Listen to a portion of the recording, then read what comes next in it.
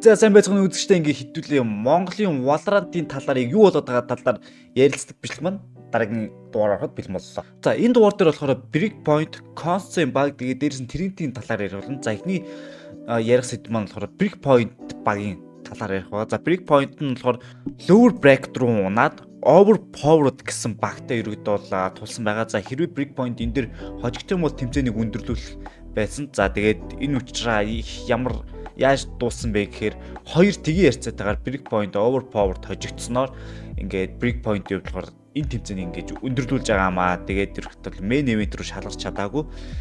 Тэгээд тэрхэд бол энэ тэмцээн ингэж дууссан. За тэгээд багийнх нь хувьд болохоор нэлээд туршлагатай болсон гэж найдаж байна. Тэгээд дараагийн тэмцээнд нь бүгдэнд нь амжилт бүгдээрээ маш сайн бэлтгэлээ хийж яагаад ахаа дараагийн тэмцээдээр шалгарч гарч ирээрээ үнэхээр ойрхон байгаад байгаа шүү. Ер нь бол одоо энэ чинь хасагдсан Aura болон Breakpoint-ийн баг хоёр багийн хувьд болохоор маш ойрхон байгаа.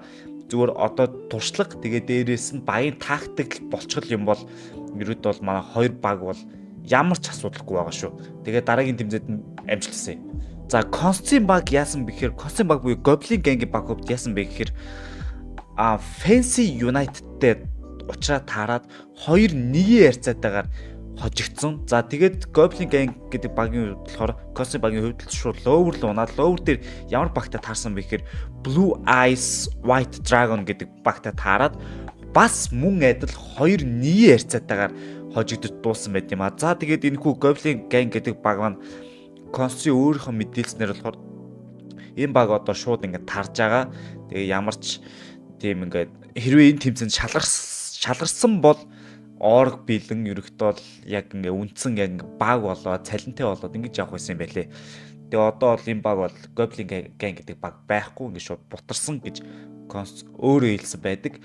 За тэгээд багийн ростер дээр болохоор нэлээ өөр шууд тэмцээн болохоос баг нэг хоногийн өмнө ч юм уу маш ойрхон байж хахад багийнх нь нэг хүн гараад тэрний оронд нь Emerald гэдэг гадаа тоглогч орж ирсэн гэсэн. За тэгээд тэр тоглогч орж ирснээс болоод рол нэгж солигдоод тэгээ Constant хувьд болохоор яг тоглодог байсан рол дээр тоглохоо болоо контроллер рол руу шилжсэн юм байлээ. Уг нь бол өөрөө Initiator Duelist гэдэг рол дээр тоглох байсан боловч тэгээд энэ хүн маань Emerald орж ирээд тэгээ өмнөх хүнд гарснаас олж тэгэд бол энэ баг маань ингээд тэмцээнийг өндөрлөж байгаа. Хэрвээ тэр хүн байсан бол маш эвгүй баг гэжсэн. Тэр хүн болохоор өөрөө IGL хийгэж орж ирж байгаа гэсэн хүн байсан. Тэгээ ямар хүн байсан гэж мэдэхгүй. Гэхдээ ер нь маш сайн хүн байсан гэсэн. Тэгээд тэр хүн байсан бол хангалттай гарч ирээ. Fancy United-ийг хожоод ерөөд бол Grand Final дээр гарч ирээд хангалттай main event рүү шалрах байсан боловч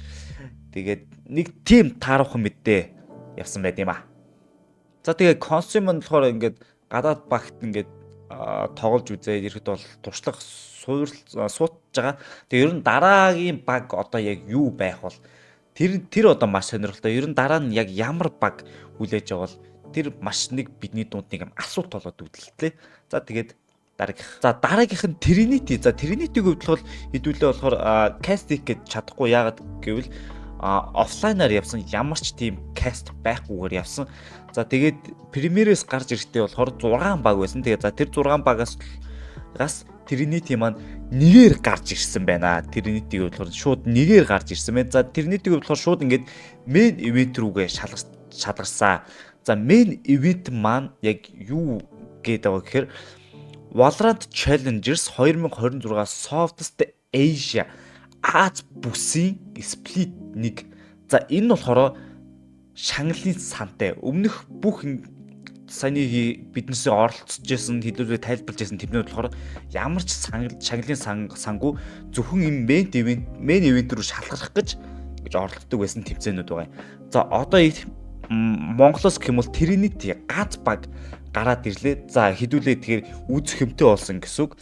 За гэхдээ тэмцээний хуваар нь болохоор 3 сарын 5-нд эхлэх юм байлаа. За одоогоор болохоор зөвхөн премьерийн багууд л qualify хийсэн байгаа болохоор бусад багууд нь тодорхой болонгууд хуваар нь шууд тогтмол ороод явчихна. За энийг болохоор манайха би kick дээр cast хийж явах болохоор манайха тэгээ миний kick-ийг follow хийгээрэй guys. За энэ main event-ийн яг үндсэн тэмцээнийхэн талаар нь болохоор $50,000 шагналын сантай ийм тэмцээн байгаа.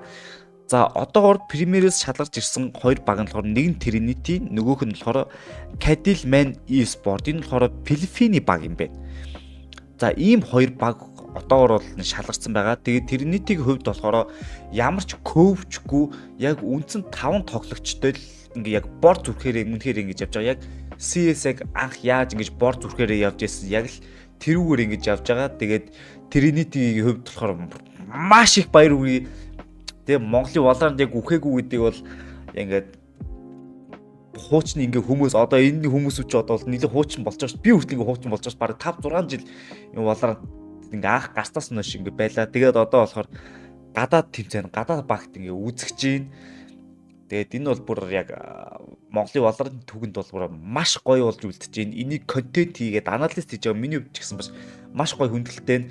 За тэгээд хэдүүлээ болохоор Trinity-ийн тэмцээний за ер нь хуваар гарахад 3 сар гараад 3 сарын 5-наас 29-ний хооронд болохоор тэмцээн маань үргэлжлэх юм билээ. За хэдүүлээ хуваарийг харж агаад би тэгээд ахаад нэг бичлэг хийгээд тэгээд хэдүүлээ кик дээр бөөнөр уулзъя. За тэгээд нэг бол бичлэг хийхгүй байх юм бол guys минь Instagram-ыг follow хийгээд мэдээлэл аваарай. За тэгээд хэдүүлээ дараагийн бичлэгээр уулзцгаая.